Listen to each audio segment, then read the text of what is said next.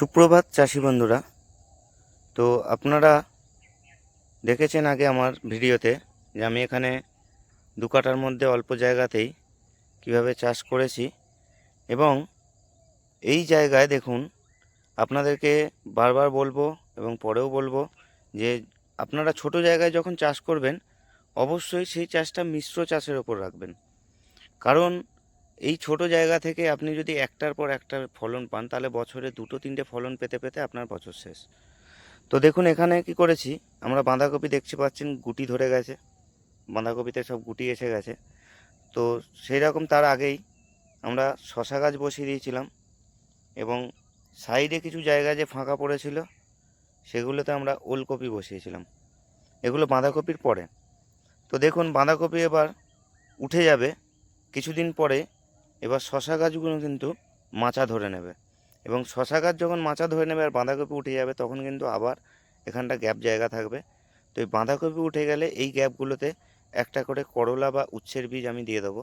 তো আপনারাও এইভাবে ছোট জায়গার মধ্যে মিশ্র চাষ করে আপনারাও কিন্তু ভালো লাভবান হতে পারেন। তো দেখুন প্রত্যেকটা বাঁধাকপির মাঝে কিন্তু শশা গাছ রয়েছে এবং সাইডে বাঁধাকপি রয়েছে। এটা আমাদের 3 ফুটের একটা বেড। তো 3 ফুটের বেডে আমরা এইভাবে মিশ্র পদ্ধতিতে চাষ করেছি।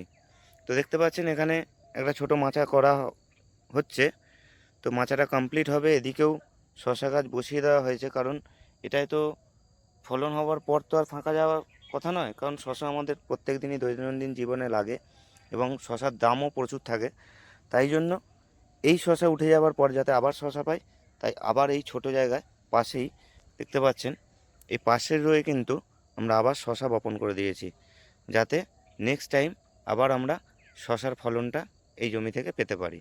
তো আপনারাও এইভাবে মিশ্র চাষ করবেন এবং মিশ্র চাষের মাধ্যমে ছোট ছোট জায়গাকে আপনার দৈনন্দিন জীবনে যে সমস্ত সবজির চাহিদা আছে সেগুলো মেটাবার একটা ভরপুর জায়গা তৈরি করে নেবেন। তো আপনাদের সঙ্গে থাকবো, দেখা হবে পরের ভিডিওতে। সঙ্গে থাকবেন এবং চ্যানেলটিকে সাবস্ক্রাইব করে রাখবেন, যাতে এরকমই নানান রকম নতুন নতুন ভিডিও আপনাদের সামনে দেখাতে পারি। ধন্যবাদ।